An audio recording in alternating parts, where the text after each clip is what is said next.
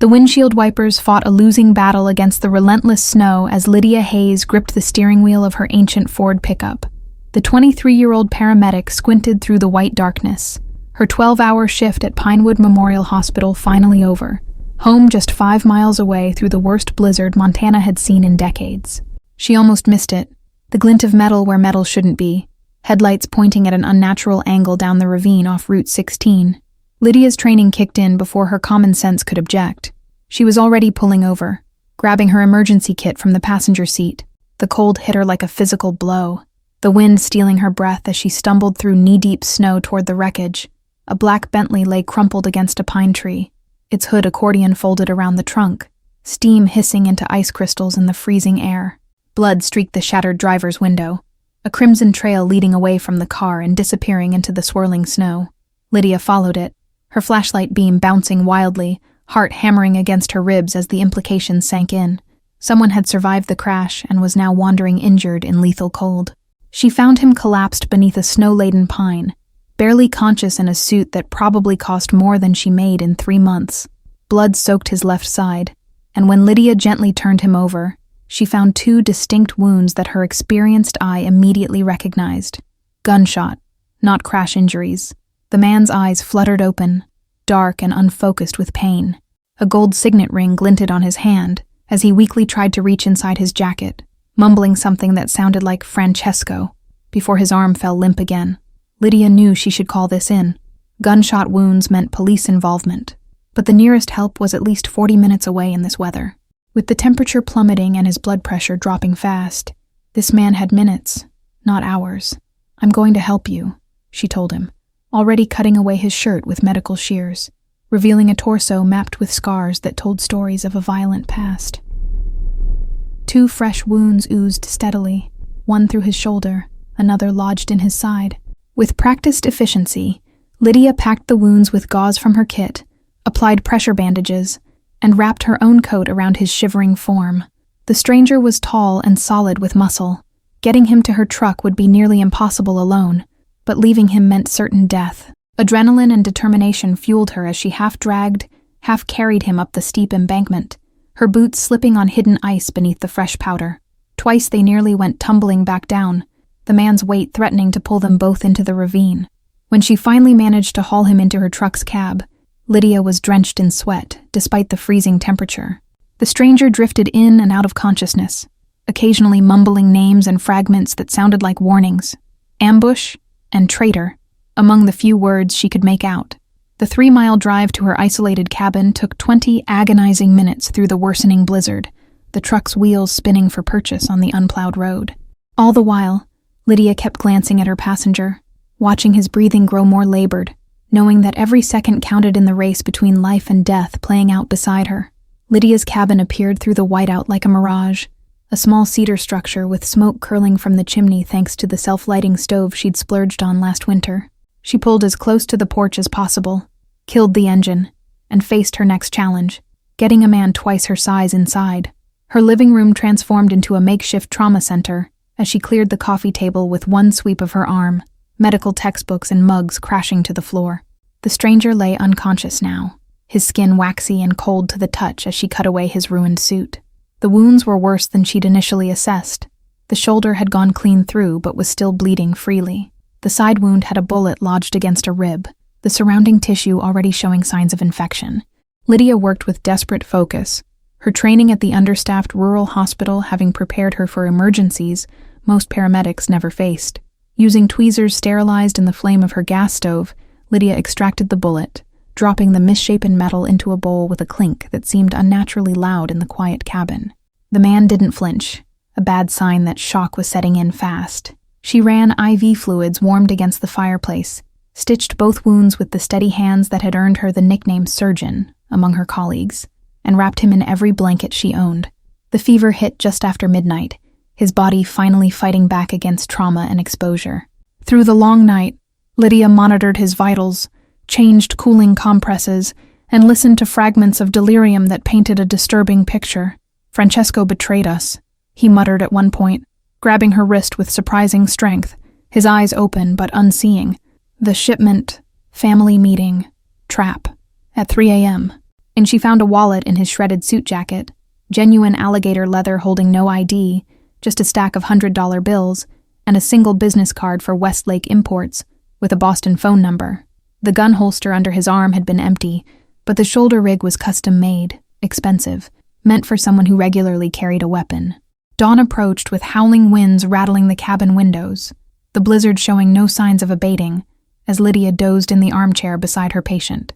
She woke with a start to find him watching her, his dark eyes clear and alert for the first time, calculating in a way that sent ice through her veins. "Who are you?" His voice was rough, but controlled, the accent faintly Italian beneath cultivated American tones. He didn't attempt to move, just assessed her with the gaze of someone cataloging threats and exits. "Lydia Hayes. I'm a paramedic," she answered, professional instincts overriding the sudden apprehension. "I found you in a wrecked Bentley off Route 16 last night. You've been shot twice and have moderate hypothermia."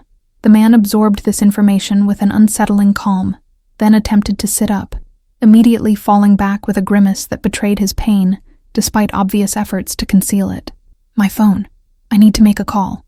"Your phone was smashed in the crash, and you're not calling anyone until your fever breaks, and I know you won't bleed out the moment you move," Lydia replied, with the firm tone she used on non-compliant patients. "Now, maybe you could tell me your name and why someone used you for target practice."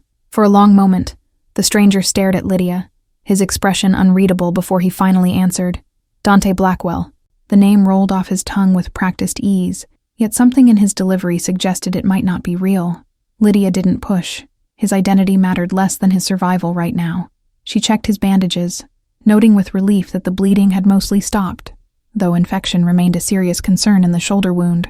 Snow continued to fall throughout the morning, radio reports warning that roads would remain impassable for at least 3 days as the storm system stalled over the mountains. Lydia tried not to think about what that meant. 3 days trapped with a mysterious gunshot victim who clearly had dangerous connections. By noon, Dante's fever had broken enough for him to sit up and take broth, his movements careful but precise as he assessed every corner of her modest cabin. His eyes lingered on escape routes, defensible positions, vulnerabilities, a soldier's evaluation that made Lydia increasingly uneasy. "You should have left me," he said suddenly while she changed his bandages. "Taking me in was dangerous." His tone wasn't threatening but matter-of-fact, as if stating an obvious truth she'd overlooked. Lydia met his gaze steadily as she applied fresh antiseptic to the angry red flesh around his stitches. "I'm a paramedic.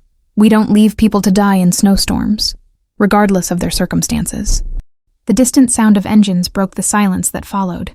Not one vehicle, but many, their combined growl growing louder as they approached the isolated cabin.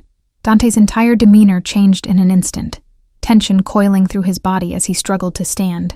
"Get away from the windows!" he ordered, voice sharp with urgency. "Now!" He stumbled toward her bedroom, one hand pressed against his wounded side, leaving Lydia frozen in confusion. She moved to the front window just as the first vehicle came into view, a black Escalade with tinted windows, followed by another, then 5 more, then too many to count. They poured into the clearing around her cabin like a funeral procession, their sleek forms incongruous against the rural Montana wilderness. Men in dark suits and tactical gear emerged from the vehicles, weapons visible at their sides as they formed a perimeter around her property. Lydia's heart hammered against her ribs as she counted. 20, 30, 40 SUVs, still arriving, their headlights cutting through the falling snow. A sharp knock at the door made her jump. When she didn't immediately answer, it came again, more insistent. With trembling fingers, Lydia opened it to find a broad-shouldered man with a military-style haircut and an earpiece, his expression professionally blank. "Ms. Hayes?" he asked, though it was clear he already knew her identity. "We need to speak with Mr. Blackwell. It's urgent." The cabin transformed within hours, her kitchen table covered with laptops and encrypted phones, her living room filled with armed men who moved with military precision. Dante sat at the center of it all, pale but commanding, issuing orders that were obeyed without question. Lydia learned the truth in fragments, each revelation more shocking than the last. Dante Blackwell was no ordinary criminal, but the head of one of the most powerful syndicates on the East Coast, currently involved in a dangerous transition toward legitimate business operations. "The old guard doesn't approve of my methods," he explained quietly when they finally had a moment alone. "Traditionalists like Francesco believe we should stick to what's always worked. Intimidation, territory, blood debts. The attempted assassination had been timed perfectly. Dante's isolated trip to Montana to meet with legitimate investors, minimal security, a storm approaching to complicate any rescue efforts. Only the crash had saved him, throwing him clear of the car before his attackers could confirm the kill. Lydia felt like she'd stepped into another reality, her peaceful cabin now command central for what appeared to be a small army. "How long will this last?" she asked, gesturing at the men stationed at every window. "Until the traitor is found," Dante answered, watching her with those calculating eyes that seemed to see everything. "You saved the wrong man, Lydia Hayes. Now you're a loose end in someone else's cleanup operation." She noticed the subtle hierarchies among Dante's men, those who approached him directly versus those who waited to be summoned, those trusted with information versus those kept to perimeter duty. One man in particular, a silver-haired figure introduced as Francesco Caldere, seemed to hold special authority. Francesco watched Lydia constantly, his cold gaze following her movements around the cabin. "A paramedic in the middle of nowhere," he remarked when they were briefly alone. "How fortunate for Dante that you found him before he froze to death." His words carried an unmistakable accusation that chilled Lydia more than the storm outside. "Are you suggesting I was involved in the attack?" she asked, struggling to keep her voice steady. Francesco's smile never reached his eyes. "I'm merely noting the remarkable coincidence. In our business, Ms. Hayes, coincidences often prove problematic." Whispered conversations stopped when Lydia entered rooms, men exchanging glances that spoke volumes. She began to realize her position was more precarious than she'd initially understood. To many of these men, she was either a potential conspirator or a witness to be silenced. Dante's condition deteriorated on the second night, infection raging through his system despite the antibiotics his men had flown in by helicopter. Lydia worked through the darkness, cooling his fevered skin, flushing the wound, administering intravenous medications with the focus that had always been her strength. "Don't trust Francesco," he mumbled during one feverish episode, gripping her wrist with surprising strength. "Watch him. He wants the old ways. He wants me gone." Lydia kept Dante's warning to herself, but began observing Francesco more carefully, noting how he questioned Dante's orders when he thought no one was listening, how he gathered certain men for private conversations away from the main group. The storm finally broke on the third day, sunlight glinting off the snow-covered landscape as communications were gradually restored. With cellular service patchy but functional, Dante ordered half his men to investigate the crash site and track down the would-be assassins. "You need a real hospital," Lydia insisted, as she checked his wounds that morning. "The infection is spreading, and I don't have the equipment to treat sepsis if it develops." Dante shook his head, though the movement clearly cost him. "Hospitals have too many entry points, too many potential compromises. I'm safer here with you." Something in the way he said it made her pause, the words carrying a weight beyond their surface meaning. For the first time, she saw something besides calculation in his eyes, something almost human, vulnerable. "Why me?" Lydia asked quietly, changing his bandages with practiced efficiency. "You have doctors on your payroll, men with far more experience treating gunshot wounds than a rural paramedic." Dante was silent for a moment, studying her face as if searching for something. "Because you had no reason to save me, yet you did. Because you looked at a man bleeding in the snow and saw a person worth saving, not an opportunity or a liability." Their conversation was interrupted by shouts from outside, Francesco's team returning from the crash site, dragging a bound and bloodied man between them. Lydia watched in horror from the window as they forced him to his knees in the snow, Francesco standing over him with cold determination. Dante struggled to his feet despite Lydia's protests, moving to the porch with one hand braced against the wall for support. "What is this?" he demanded, voice cutting through the chaos despite his weakened state. "We found your driver, hiding in a hunting cabin 5 miles from the crash," Francesco announced, a hint of triumph in his voice. "He's confessed to setting up the ambush, to working with our competitors." The accused man shook his head frantically, blood from a split lip spattering the pristine snow. "They tortured me to say that. Boss, I swear I had nothing to do with this." It was Francesco who changed the route, Francesco who dismissed half the security detail. Francesco drew his weapon in one fluid motion. "Lies from a desperate traitor. We have evidence of payments to his offshore account, phone records showing contact with the Hernandez family." Lydia saw the moment Dante understood, the slight narrowing of his eyes, the tension in his jaw as pieces fell into place. "Bring him inside," he ordered, his voice deceptively calm. "I want to question him personally." What followed was a masterclass in psychological warfare as Dante, despite his physical weakness, methodically broke down Francesco's narrative. He questioned the driver gently, precisely, extracting details that contradicted the supposed evidence, revealing inconsistencies in Francesco's timeline. As Francesco grew increasingly agitated, Dante turned to his most trusted lieutenant. "Check Francesco's phone records for the past month. Compare them with our security protocols, route changes, schedule adjustments." The betrayal unfolded with terrible clarity. Francesco had been planning this coup for months, systematically removing loyal members from Dante's inner circle, making subtle changes to security procedures, building his own power base within the organization. "You are becoming weak," Francesco snarled when finally confronted, his careful facade cracking to reveal the ambition beneath. "Talking about going legitimate, about compromise, about peace with families we should be destroying, all because you're afraid of living up to your father's legacy." The standoff between Dante and Francesco escalated as loyal men drew weapons against Francesco's faction, the cabin transforming into a powder keg, ready to explode. Lydia found herself backed against the wall, a horrified witness to this dangerous power struggle. "Take him to the storage shed," Dante ordered, his voice dangerously soft. "Post guards, secure him, but do not harm him. Justice will be decided in Boston, not here." Francesco's eyes burned with hatred as two men escorted him out, his final words hanging in the air like poison. "This isn't over. You think your men are loyal? Half of them already answer to me." Night fell with an uneasy calm settling over the cabin.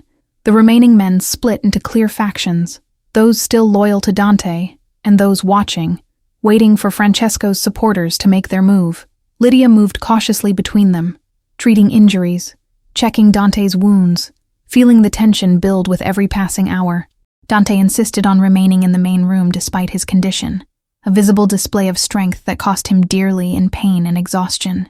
"You're making yourself a target," Lydia whispered as she changed his IV, aware of the watching eyes. "If I hide, I'm already dead," he replied simply. Fear can smell weakness like blood in water. The attack came at 2 a.m., a sudden explosion at the rear of the cabin that shook the entire structure, followed by gunfire from multiple directions. Francesco's men had rallied, freeing him and launching a coordinated assault while Dante was at his weakest. Lydia dove for cover as windows shattered inward, glass raining across the wooden floor while bullets splintered furniture. One of Dante's bodyguards fell beside her, a red bloom spreading across his chest. "We need to move now." Dante appeared at her side, remarkably steady despite his injuries, a pistol gripped in his hand. "The garage has a reinforced vehicle. Stay close to me." They moved through the chaos like dancers in a deadly ballet, Dante firing with precision despite his wounds, Lydia keeping low, helping a young guard who'd taken shrapnel to the leg, the air filled with smoke and the sharp crack of gunfire. The garage connected to her cabin through a mudroom, the space now filled with armed men firing at each other across overturned workbenches. Dante pulled Lydia behind a metal toolbox, his body shielding hers as bullets pinged off the surfaces around them. "On 3, we run for the Suburban. Don't stop, don't look back," he instructed, his breath warm against her ear. 1, 2, 3. They sprinted across the exposed concrete, bullets tracking their movement, one grazing Dante's already wounded shoulder. He didn't slow, shoving Lydia into the passenger seat of an armored SUV before sliding behind the wheel. The Suburban crashed through the garage door in an explosion of wood and snow, fishtailing onto the access road as bullets peppered its reinforced rear window. Lydia glimpsed her cabin in the side mirror, flames already consuming the eastern wall, men fighting in the snow, a war zone that had once been her sanctuary. "I'm sorry," Dante said, his voice tight with pain as he navigated the treacherous road. "I never meant to bring this to your door." Blood seeped through his shirt, the exertion reopening his wounds, but he drove with unwavering focus. "There's a church about 15 miles north, abandoned since the 60s. We can regroup there." The stone chapel appeared like a ghost through swirling snow, its stained glass windows long gone, replaced with plywood that couldn't keep out the bitter cold. Dante parked the SUV behind the building, hidden from the road by overgrown pines. Inside, the abandoned church retained a strange dignity despite its decay, pews covered in dust, a stone altar still standing, moonlight filtering through holes in the roof. Lydia helped Dante to a relatively intact bench, her paramedic training taking over as she assessed his reopened wounds. Francesco will have men watching the hospitals, the airports, every road out of the county, Dante said through gritted teeth as she stitched his shoulder by the light of a battery-powered lantern. But I still have people loyal to me, true loyalty, not the kind bought with promises and threats. Lydia worked in silence, processing the surreal turn her life had taken. Why does Francesco hate you so much? This seems more personal than a simple power grab. Dante's laugh was hollow, echoing in the empty church. My father built our organization on fear, on brutal efficiency. Francesco was his right hand, his enforcer, the man who made problems disappear permanently. He winced as Lydia tightened a bandage, his next words careful, measured. When my father died, everyone expected me to continue his legacy. Instead, I started making changes, laundering our money through legitimate businesses, cutting ties with the more violent enterprises, seeking alliances instead of blood feuds. The night stretched into dawn as they talked, Dante revealing more of himself than perhaps he'd intended. The weight of inheriting a criminal empire at 23, the constant threat of betrayal, the impossible choices between power and conscience that had defined his life since. At first light, a soft knock at the church door sent them both scrambling for cover, Dante's weapon appearing in his hand despite his injuries. The door creaked open to reveal a young man, barely 20, dressed in tactical gear, hands raised to show he meant no harm. Julian, Dante breathed, lowering his gun. How did you find us? GPS tracker in the Suburban, boss, Julian replied, stepping inside. I've been trying to reach you. Francesco's telling everyone you're dead, that he's taking control of the organization. He's called a meeting of all the lieutenants for tonight. Lydia watched the subtle transformation as Dante absorbed this information, pain and exhaustion giving way to calculated resolve. Who's still loyal? Who can we trust? Julian's answer was immediate. The younger crews, the legitimate business managers, about 40% of the security teams. The old guard is mostly with Francesco, but they're wavering, waiting to see which way the wind blows. Dante nodded, already forming a plan. Contact everyone you can trust. Have them meet us at the old waterfront warehouse. Tell no one about Ms. Hayes. As far as anyone knows, I escaped the ambush alone. Boston's waterfront transformed into a fortress as Dante's loyal forces gathered, young men and women raised in the organization's new era, veterans who respected strength regardless of method, business managers who preferred Dante's vision of legitimacy to Francesco's old-world brutality. Lydia stood back, watching Dante command this unlikely army despite his injuries, his quiet authority drawing respect from hardened criminals and Ivy League business graduates alike. His plan was elegant in its simplicity. Not a war, but a demonstration. Francesco believes power comes from fear, Dante explained to his assembled lieutenants. I'm going to show him. True power comes from loyalty freely given, from respect earned through actions, not threats. The meeting of the 5 families was scheduled for midnight at the Westlake building. Francesco presenting himself as the new head of the Blackwell organization, seeking recognition from the other major players in Boston's underworld. Security was tight, Francesco having doubled the usual protocols, but he'd made one critical oversight. He'd kept Dante's original security team intact, men who knew every entrance, every camera blind spot, every security override in the building. You should stay here, Dante told Lydia as his men prepared for the operation. You've already risked enough for a man you barely know, a man who's brought nothing but danger to your door. Lydia surprised herself with her answer, the words coming before she'd fully formed the thought. I pulled you from that wreck for a reason. I'd like to see this through, to know whether I saved a man worth saving. The Westlake building's conference room hushed as Dante walked through the doors, flanked by his loyal lieutenants, Lydia following a few steps behind. Francesco's face drained of color, his newfound authority evaporating in an instant as the 5 family heads rose in respect, not for him, but for the man he'd failed to kill. Gentlemen, Dante acknowledged the assembled crime lords with a nod. I believe there's been some confusion about the leadership of the Blackwell organization. Allow me to clarify. What followed wasn't the bloodbath Lydia had feared, but something far more powerful. Dante exposing Francesco's betrayal methodically, presenting evidence of his sabotage, his embezzlement, his secret deals with rival families. Not with rage, but with the calm precision of a prosecutor building an irrefutable case.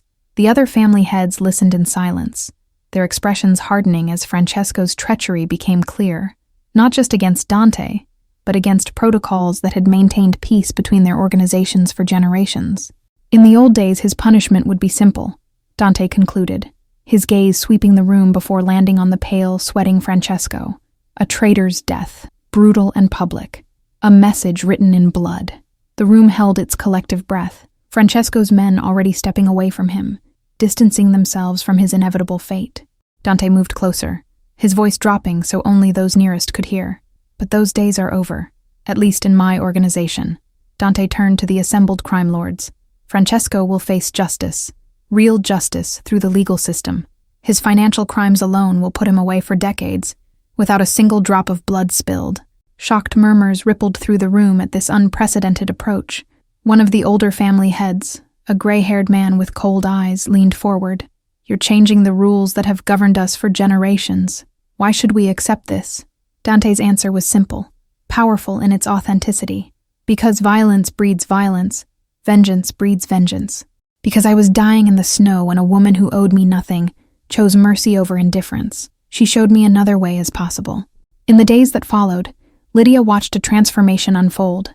Francesco's arrest on federal charges making headlines, Dante's organization restructuring with legitimate businesses at its forefront, the old ways giving way to something new, not perfect, not entirely clean, but evolving. "What happens now?" Lydia asked as they stood on the balcony of Dante's Boston penthouse.